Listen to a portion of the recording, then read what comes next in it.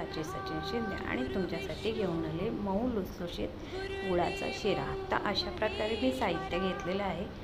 थोडेसे ड्रायफ्रूट्स घेतलेले आहे, 1 वाटी रवा घेतलेला आहे आणि 1 वाटी गूळ घेतलेला आहे आणि 2 ते 3 चम्मच मी घी घेणार आहे। तर अशा प्रकारे मी कढई ठेवलेली आहे आणि जो छोटा आपला चम्मच असतो ना त्याच्यानेच आपण 2 ते 3 चम्मच घी घ्यायचं आहे। आणि कढई मी गरम करायला ठेवली होती। ती गरम झाल्यावर जेव्हा वितळतो ना आपला घी, तेव्हा ते वितळून झाल्यावर त्याच्यात जो रवा आहे ना तो टाकून घ्यायचा। 1 वाटी रवा टाकून घेतला मग त्याच्यात आणि पूर्ण लो गॅसच ठेवा, कारण की आपला रवा लागायला नको म्हणून। तर अशा प्रकारे मी ते टाकून थोडंसं हलवून घेतलेलं आहे।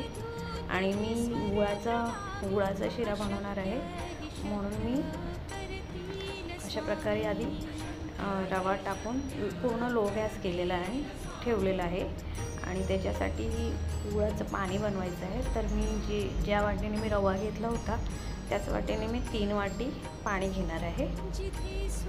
अशा प्रकारे मी पाणी घेतलेलं आहे 3 वाटी आणि ते मी गरम करणार आहे। त्याला म्हणजे उकड बिकडणं आणणार आहे, फक्त जो गूळ आहे ना तो वितळायला पाहिजे। तर अशा प्रकारे मी त्याला गरम करायला ठेवणार आहे एक गॅसवर दुसऱ्या साईडला आणि ते पण लो गॅसवरच ठेवायचा जोपर्यंत तो गूळ वितळत नाही तोपर्यंत। आणि मग जो मी रवा ठेवला होता कढईत म्हणजे थोडंसं घी टाकून तो मी हलवून घेणार आहे आणि माझं ते थोडंसंच हलवायचं 2 ते 3 मिनटं। आणि जे मी पाणी गूळ वितळायला ठेवलेलं ते मी थोडं टाकणार आहे आणि आपण जेव्हा रव्याच्या गाठी नाही झाल्या पाहिजे असं थोडं टाकायचं। तर माझ्या काय जास्त झाल्या नव्हत्या, नंतरला मी थोडंसं टाकलं आणि मग जेवढ्या आपल्या मोठ्या गाठी असतील त्या काढून घ्यायच्या। गाठी नका ठेवू, गाठी ठेवलं की बरोबर लागणार नाही। मग मी अशा थोड्या राहिल्या होत्या त्या गाठी काढून घेतल्या। तर अशा प्रकारे मग नंतरला मी त्याला वाफेवर शिजवून घेणार आहे। जास्त वेळ नाही, 2 ते 3 मिनटं त्याला वाफेवर शिजवून घ्या।